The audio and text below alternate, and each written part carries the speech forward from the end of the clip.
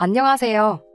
연애 결혼을 한 남편과는 그렇다 할 문제가 없는데 다른 분들과 다름없이 시댁, 특히 시누와 문제 때문에 이렇게 사연을 보내게 되었습니다.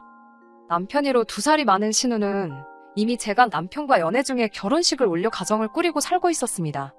시누가 결혼할 당시에는 남편과 저 사이에 결혼 이야기가 딱히 오가고 있던 상황은 아니었지만 그래도 여자친구라고 결혼식도 다녀왔어요.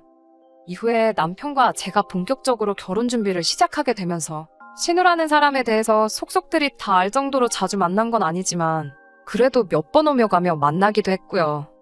그때 신우의 본 모습을 제대로 파악하지 못했었네요.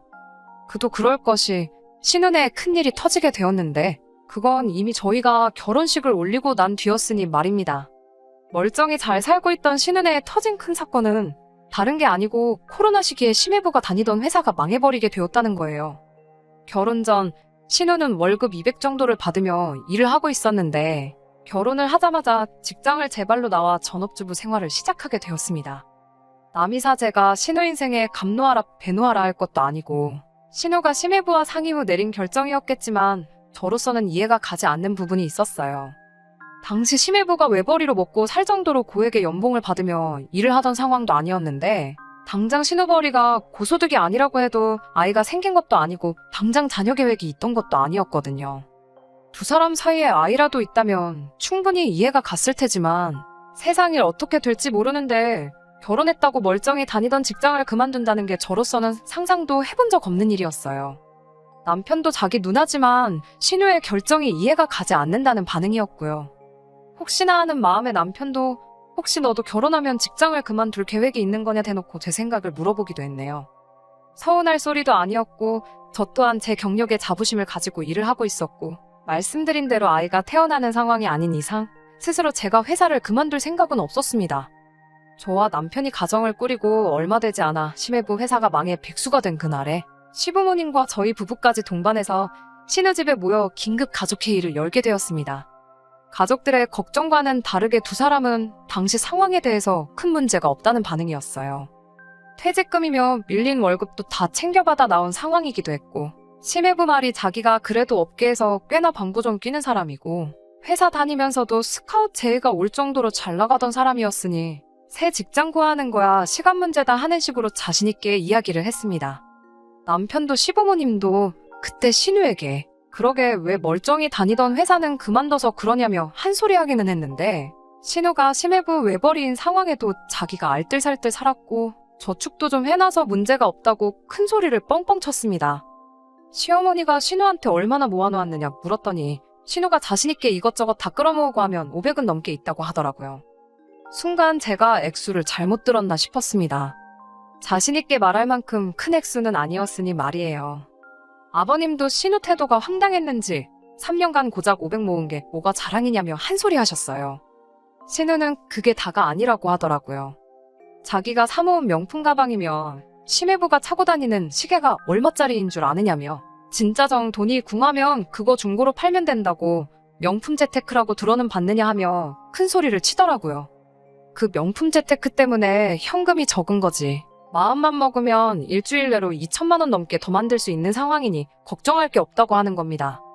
그런 자초지종을 들으니 저축이 500이라고 해도 심해부 퇴직금도 있고 현금화할 수 있는 명품이 2천만 원 정도 되니 좋기 몇천 정도 되는 목돈이었고 심해부도 취직하는 건 시간 문제라고 자신있게 이야기를 해왔으니 시부모님이나 저희가 걱정한 것보다 훨씬 나은 상황처럼 보이더라고요. 만에 하나 심해부 새 직장이 구해지지 않아도 2사람 사이에 아직 자식도 없고 젊은 사람들인데 뭐라도 하겠지 하고 그날 가족회의는 그렇게 끝이 나고 말았습니다. 당장 현금화할 수 있는 것도 있다 하니 큰 문제 없을 거라 믿었던 저희들의 예상과는 다르게 신우네 상황은 몇 달이 채 지나지 않아 최악의 상황으로 치닫게 되었습니다. 큰 소리 떵떵 치긴 했지만 당시 코로나 때 망해 없어지는 회사가 한두 개가 아니었는데 심해부 취직 자리가 구해지는 게 당장 어려워 보였어요. 가족회의가 있던 날부터 3달 정도 지났을 때였는데 그때쯤 그 500만 원을 전부 다 써버린 듯 보였습니다. 신우네 집이나 저희 신혼집이 거리상 그렇게 먼 편은 아니었는데 결혼 전에도 거의 왕래가 없는 편이긴 했는데 결혼 후에는 한 가족이 맞나 싶을 정도로 신우네랑 따로 만나 시간을 보낸 적은 단 한 번도 없었거든요. 그랬던 신우가 연락도 없이 저희 집에 찾아와 초인종을 눌렀을 때는 이미 이야기를 듣지 않아도 안 좋은 예감이 들기 시작했어요.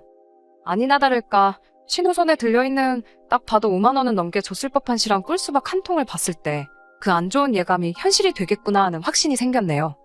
평소에 전화 한 통, 그 흔한 카톡 한 번 나눈 적 없는 신우가 횡설수설 저희 친정부모님 안부까지 물어올 때, 그리고 제 주변 사람들 안부를 다 묻고 나서 똥 마려운 강아지 마냥 안절부절하면서 말을 꺼낼까 말까 저희 눈치만 보이는 모습을 보니 안 봐도 돈 이야기를 꺼내겠다는 생각이 들더군요.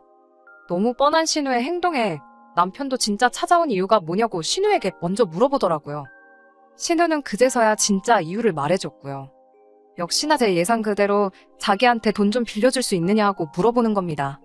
저축으로 가지고 있던 500은 진작에 다 쓴 상황이었는데 심해부 직장이 구해지지 않아 당장 생활비가 모자란다며 돈이 조금 필요해서 찾아왔다 하더라고요. 남편이 그때 말한 명품 재테크는 어쩌고 생활비가 없다고 돈을 벌써 빌리러 오느냐고 단도직입적으로 물었습니다. 신우의 궁색한 변명은 이랬어요. 젊은 것들이 요즘 뉴스도 안 보냐 하면서 사람들이 백화점에 줄 서는 아르바이트까지 구해가며 명품을 구한다는 이야기 못 들어봤냐고요. 그 중에서도 자기들이 가지고 있는 것들이 중고인데도 프리미엄이 붙을 정도로 인기가 많은 것들이라 하대요. 저는 그런 쪽에 별 관심이 없어서 몰랐는데 그렇게 사람을 써서 줄을 세워도 살까 말까 한 것들이라서 가지고만 있어도 하루가 다르게 프리미엄이 붙는다는 이야기를 하더군요. 아무리 집에 모셔놓기만 했다 해도 구매한 지 2년, 3년은 된 것들이 프리미엄이 붙는다는 사실이 조금 의문이 들긴 했는데 신우 말은 하루가 다르게 비싸지는 게 눈에 보이는 물건인데 그걸 벌써 정리해서 손해를 볼 필요가 있냐는 겁니다. 자기도 싫은 소리 부탁하는 거 싫어하는 성격인데 몇 달 지나 정리해도 요즘 가격 부르는 거 보면 저희한테 빌리는 돈은 다 커버를 치고 남을 거라며 그때까지만 쓸 생활비가 필요하니 빌려달라 사정을 하더라고요. 생활비가 없다는 사람이 몇만 원은 할 법한 꿀수박은 왜 사가지고 왔는지 싶더라고요. 그 수박을 안 사가지고 온다고 안 빌려줄 것도 아니고 수박을 가져와도 확실히 빌려줄 것도 아니었는데 몇 달 내로 갚을 200만 원 때문에 5만 원 돈을 쓰는 것부터가 이해가 가지 않았네요. 솔직히 내키지 않는 상황이었지만 당장 몇 천을 빌려달라는 것도 아니고 200만 원인데 그거 없다고 저희한테 큰일이 나는 것도 아니고 설마 저희한테서 200을 떼먹자고 저러는 것도 아니겠다는 생각이 들었고 오히려 괜히 돈 빌려주기 싫다고 거절했다가 앞으로 신우와 더 불편한 상황이 생길 수도 있겠다 싶어서 그냥 그 자리에서 바로 200만 원 이체해줬습니다. 신우는 돈을 빌려야 한다는 속어의 목적을 달성했으니 볼 일은 다 끝난 거라고 생각했는지 그때부터 태도가 싹 바뀌어서는 저보고 자기가 가져온 수박 좀 썰어와 보라 하더라고요. 200만 원 빌려주고 큰 소리 떵떵 칠 생각도 없고 신우가 괜히 저희 집 주방에서 수박 썰어온다고 기웃거리는 것도 보기 싫어서 그냥 수박 반 통을 잘라 가져왔습니다. 신우는 수박을 그 자리에서 다 끝내지 않으면 큰 손해라도 본다고 생각하는 사람처럼 공격적으로 수박을 먹기 시작했어요. 저도 과일이라면 참 좋아하는 사람이긴 한데 세상에 그렇게 수박을 잘 먹는 사람은 처음 봤습니다. 제가 썰어온 수박 반 통을 앉은 자리에서 삽시간에 끝내버리고 저한테 나머지 반 통은 뒀다가 국 끓여 먹으려 그러냐면서 마저 썰어오라 하더라고요. 그래서 그냥 남은 수박 반 통은 심해부랑 드시라고 말하고 랩에 잘 싸서 신우 손에 돌려보냈습니다. 배도 부르기도 했고 저러다 신우 배탈이라도 나면 괜히 쓸데없이 병원비에 돈 쓰게 되는 게 아닐까 싶어서요. 신우도 돈도 이미 이체를 받았겠다. 신이 나서 나중에 돈 갚을 때 연락한다며 뒤도 안 돌아보고 저희 집을 나섰어요. 남편은 그런 신우가 쪽팔렸는지 신우가 나가자마자 저한테 면목이 없다며 사과를 해오대요. 좋은 게 좋은 거라고 저도 반대로 제 언니가 신우와 같은 상황에 처하게 된다면 아마 도와주고 싶었지 않을까 하고 그냥 괜찮다 말하고 넘어갔습니다. 좋은 마음으로 빌려준 그 돈이 괜히 빌려줬구나 하는 생각으로 바뀌는 데는 단 하루도 걸리지 않았어요. 다음날 신우 SNS에 오랜만에 남편과 백화점 데이트라고 하고는 사진이 몇 장 올라왔어요. 사진은 어디 교회에 있는 분위기 좋은 카페까지 가서 찍은 것 같은데 테이블 위에 자랑이라도 하듯 그날 백화점에서 사다 나른 것들을 전부 상의에 올려놓고 자랑이라도 하듯 사진을 찍어 올렸더라고요. 유명한 브랜드 향수며 화장품에 명품까지는 아니지만 중고가대 브랜드에서 파는 지갑에 여러 가지 물건들이 사진 속에 있었습니다. 신우 씀씀이의 중고가대 브랜드면 많이 아낀 것처럼 보이긴 하겠지만 당장 전날에 생활비가 모자란다고 200만 원 빌려간 사람이 그 돈을 쇼핑하는데 써버릴 수가 있나 싶더라고요. 좋기 50만 원은 넘게 쇼핑한 것처럼 보이고 그날 카페며 외식하는데 쓴 돈까지 합치면 70만 원은 더 썼을 것처럼 보였어요. 그 밤새 줄 서도 못 산다는 중고명품이라는 믿는 구석이 있어서 저랬겠지만 솔직히 손이 시누고 모고 간에 괘씸한 마음이 더 컸습니다. 그때 처음으로 부부싸움도 하게 되었어요. 남편한테 신우하는 꼬라지 좀 보라고 저게 사람이 할 행동이냐고 저도 싫은 소리를 할 수밖에 없었어요. 저렇게 쓰라고 빌려준 돈이 아니니 저런데 쓸 돈이면 한 달 내로 신우한테 말해 그 돈을 다시 받아오라 이야기를 하며 크게 다투게 되었습니다. 남편도 신우의 행동이 이해가 가지 않는 건 저와 마찬가지였지만 당장 자기 체면도 있지 않냐며 돈을 갚으라는 말을 하기 싫다는 입장이어서 결국 그게 부부싸움으로 번지게 되었어요. 남편과는 연애하는 동안에도 다툰 적이 손에 꼽을 정도였는데 결혼하고 한 첫 부부싸움이 우리 둘 사이의 문제 때문이 아니라 정신 빠진 신우 때문이었으니 제가 얼마나 열이 받았겠어요? 아무튼 남편도 신우의 잘못이 명백하다 보니 결국 제 말대로 신우에게 돈을 갚으란 소리를 하게 되었습니다. 남편의 연락을 받은 신우도 쿨하게 빌려줄 땐 언제고 하루아침에 얼굴 바꾸는 게 어딨냐며 빌길이 날뛰긴 했지만 신우도 자기가 큰 소리 칠 상황이 아니란 걸 알고는 있는지 더럽고 치사하다고 개거품을 물며 돈은 생기는 대로 갚을 테니 그렇게 알라 소리치더라고요. 그러면서도 니들이 먹은 수박값은 빼고 주겠다고 190만 원만 돌려주겠다고 하는데 더 길게 말하기도 싫어서 그럼 그렇게 하라고 하고 한 달 내로 돈이나 갚으라 말하고 전화 끊어버렸습니다. 하지만 이건 시작에 불과한 일이었어요. 진짜 큰 사건이 저희한테 빌려간 돈을 갚기도 전에 일어나게 되었거든요. 시부모님이 갑작스럽게 가족회의 소집을 하길래 영문도 모른 채 퇴근하자마자 남편과 시댁으로 향했습니다. 시댁문 앞에서부터 공기가 가라앉아 있는 걸 보니 이게 보통 일은 아니겠구나 딱 봐도 알겠더라고요. 취직 자리는 이미 정해져 있는 거라 외치며 언제나 당당하게 큰 소리 치던 심해부 모습과는 다르게 문 열고 들어가니 심해부는 시부모님 앞에 무릎까지 꿇은 상태로 고개 숙인 채 아무 말도 안 하고 있더라고요. 신우는 얼마나 울었는지 눈이 퉁퉁 부어서는 문 열고 들어오는 저희를 보자마자 니들 때문에 쫄딱 망했다며 발을 동동 구르면서 소리를 치기 시작했습니다. 얼마나 뻔뻔하면 이걸 가지고 저희 때문에 망했다고 하는 건지 시부모님이 상황 설명을 해주셨는데 듣는 내내 어이가 없더라고요. 사건의 발단은 저희가 신우한테 빌려준 돈을 갚으라고 통보한 시점에서 시작되었답니다.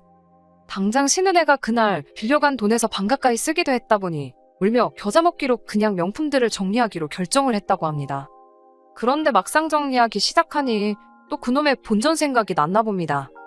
값은 제 예상보다 훨씬 잘 쳐져서 신우가 말한 대로 2천만 원 정도 되는 돈을 곧장 마련했는가 봐요.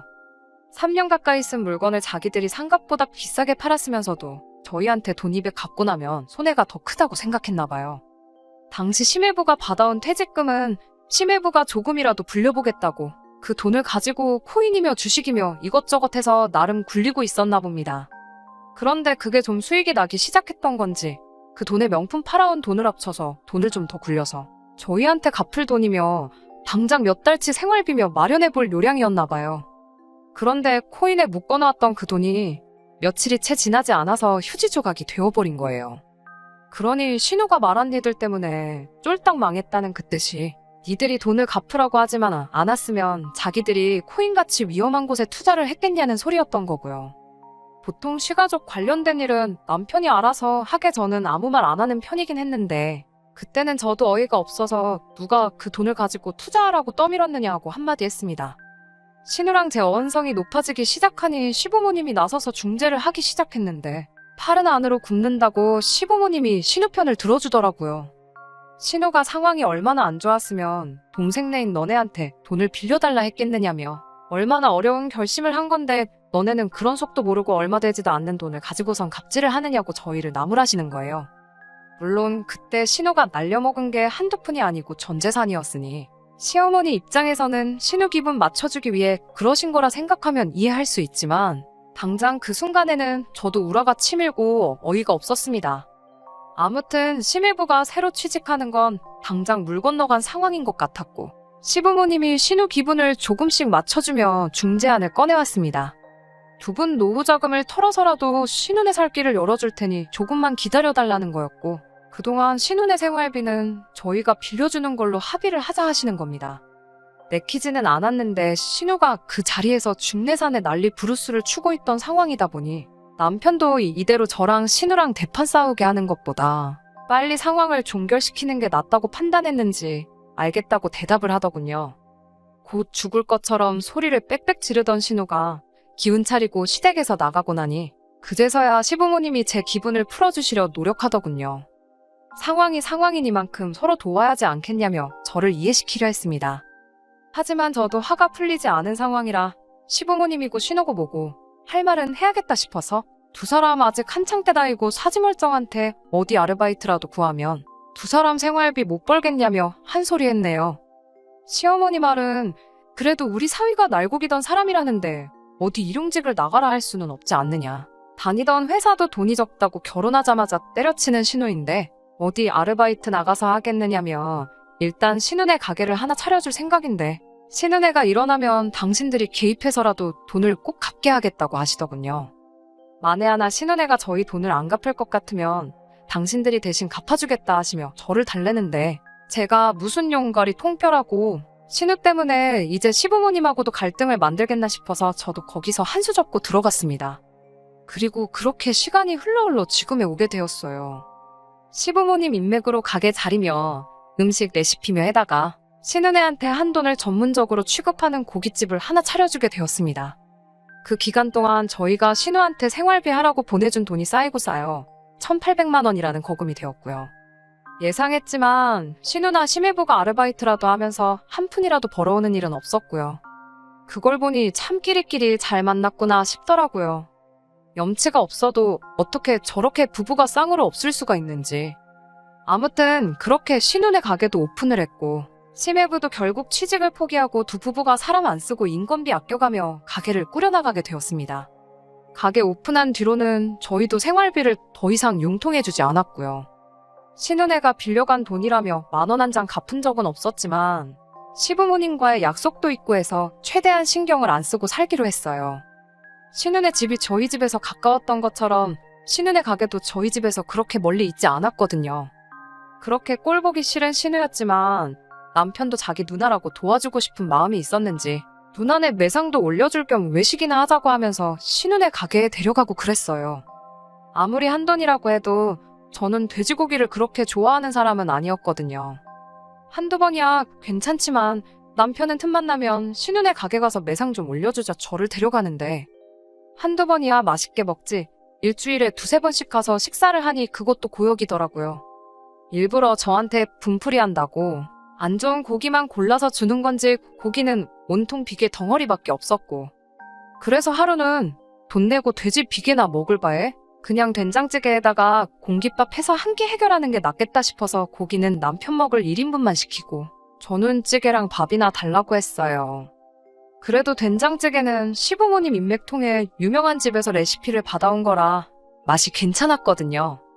그런데 식사 마치고 나서 계산할 때 보니 남편이랑 둘이 와서 삼겹살 2인분 먹었을 때보다 돈이 더 나왔더라고요. 몇 번이나 먹었던 거라 이상해서 계산서를 살펴보니 1인분만 시킨 삼겹살이 2인분으로 찍혀있는 거예요. 그래서 신우한테 계산이 잘못된 것 같다고 우리는 고기 1인분만 먹었지 않느냐고 물으니 신우가 목에 핏줄까지 세워가며 저한테 정색을 하더라고요. 고깃집 처음 와보냐고 이런 데 오면 2인분부터 주문을 받아주는 거 모르냐고 하는 겁니다. 가스비에 인건비에 그런 거 빼고 나면 1인분만 팔면 자기들은 손해를 본다면서 아무리 가족이라지만 너무 염치가 없는 거 아니냐. 원래 이런 건 가족일수록 계산 확실히 해야 하는 거 모르냐며 입에 또 주특기인 개거품을 물기 시작하는데 무슨 말 하는 건지는 알겠는데 그럼 애초에 저희가 주문할 때부터 말을 해주던가 아니면 애초에 2인분어치 고기를 주던가 했어야지 밥 다 먹고 나서 나갈 때 돼서 이러냐고 따졌지요. 거기에 당시 오픈 이벤트랍시고 고기 2인분 시키면 된장찌개는 서비스로 주고 있었거든요. 서비스로 나와야 할 된장찌개도 돈을 받고 구경조차 못해본 고기 1인분도 돈을 받으니 어이가 없었습니다. 그 자리에서 따져서 계산 똑바로 하는 방법도 있었지만 저는 그 자리에서 신우에게 듣고 보니 형님 말이 맞는 것 같다고 아무리 가족이라도 계산을 확실히 했어야 하는데 제가 그걸 몰랐던 것 같다고 한 수 접어주고 신우가 찍어준 대로 15,000원 더 계산해줬습니다. 그리고 신우한테 그동안 하지 못한 말을 쏟아내기 시작했어요. 아직 안 갚은 내 돈 200에 그동안 생활비로 가져간 1,800. 사실 원금만 받아도 감지덕지라고 생각했는데 아무리 가족끼리라도 계산은 확실히 해야 하는 거 아니겠냐고요. 시중금리로 이자까지 계산해서 1원 단위까지 다 받아낼 테니 그렇게 아시라 말하고 그동안 돈 한 푼 갚은 적 없으니 쌓여있는 연체이자까지 다 계산하겠다 했습니다. 그 말이 끝나기 무섭게 신우 표정이 굳더라고요. 그 와중에도 신우는 괜히 약하게 나가면 지는 거라 생각했는지 너 때문에 본 손해가 얼만데 내가 그 돈을 왜 갚냐며 돈을 안 갚겠다고 배째라 나오더군요. 거기서 더 크게 실랑이는 하지 않았어요. 대신 그 길로 집에 가지 않고 시댁으로 향했습니다. 난데없이 들이닥친 저를 보고 당황하는 시부모님 앞에 신우가 했던 말 그대로 읊어주고 내 돈을 갚을 생각이 없어 보이니 어머님, 아버님이 바로 갚아주셔야겠다 말을 해줬어요. 시부모님이 당황해서 그래도 신우가 돈을 갚을 여유가 생길 때까지 시간을 줘야 하는 거 아니냐며 저를 달래려 하시기에 신우가 안 갚는다고 했다는 말 못 들으셨냐고. 그러니 약속하신 대로 어머님, 아버님이 그 돈을 갚아주셔야겠다 말했습니다. 결론부터 말씀드리면 제가 신우한테 빌려줬던 돈은 이자까지 계산해서 싹 다 받아냈습니다. 기간이 그렇게 길지 않으니 이자로 받은 돈은 그렇게 크지 않아요. 시부모님이 노후자금 싹 털어서 신혼의 가게를 차려주셨다 보니 사실 저한테 돈을 갚을 만큼의 목돈은 가지고 계시지 않았거든요.